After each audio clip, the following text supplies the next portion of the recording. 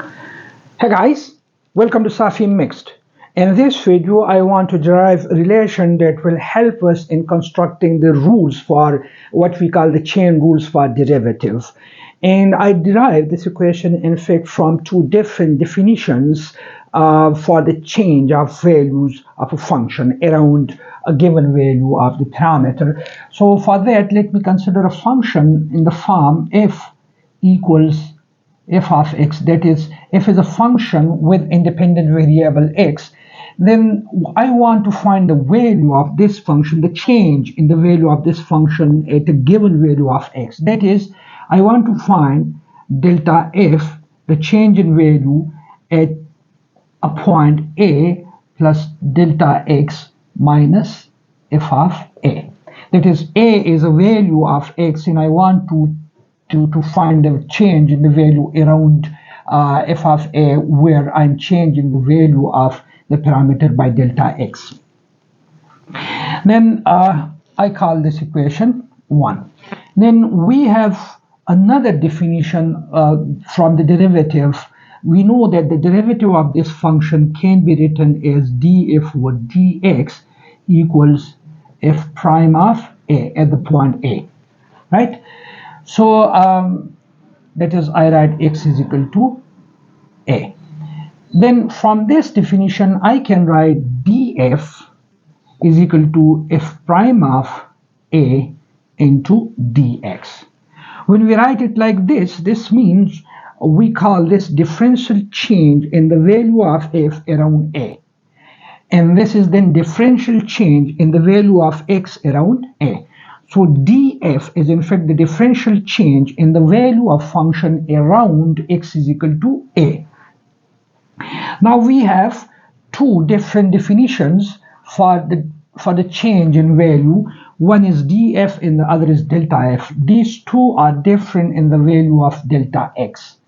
So I want to compare these two definitions under the condition that dx, the differential change, is exactly equal to delta x.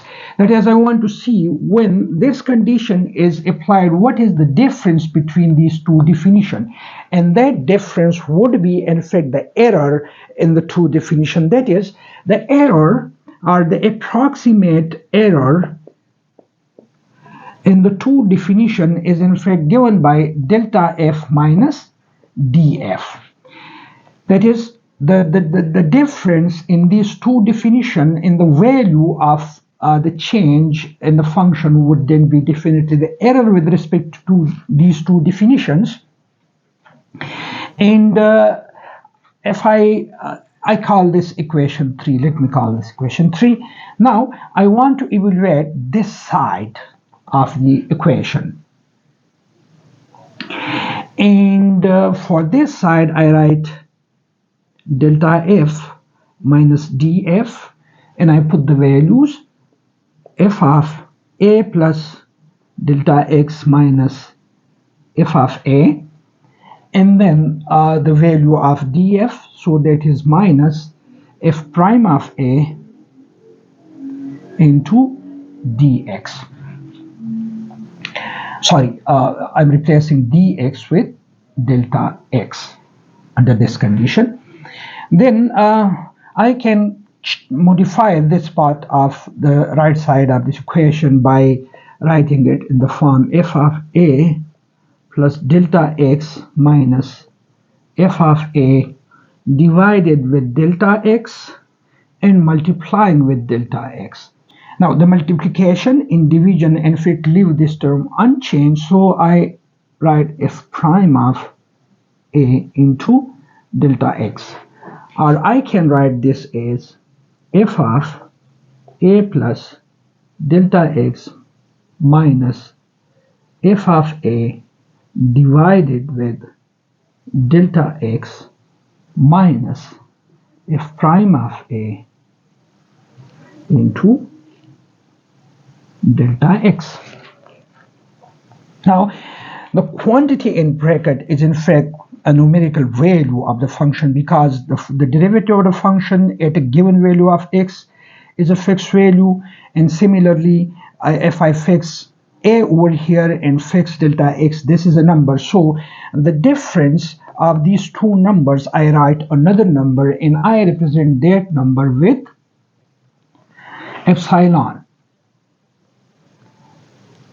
So I write epsilon as the quantity inside these brackets, and that I write f of a plus delta x minus f of a divided with delta x minus f prime of a. So if I use this value in this equation, I can reduce this thing, that is, I can write delta f minus df is in fact equal to epsilon times delta x. Okay, let me call this equation 4. Now let us first observe the behavior of E, this error, under the condition when delta x is very, very small, that is when delta x tends to 0. What is the behavior of epsilon? So I write limit delta x tends to 0 epsilon limit delta x tends to 0 f of a plus delta x minus f of a divided by delta x minus f prime of a, which I can write this as limit delta x tends to 0 f of a plus delta x minus f of a divided by delta x, and this since is the value of the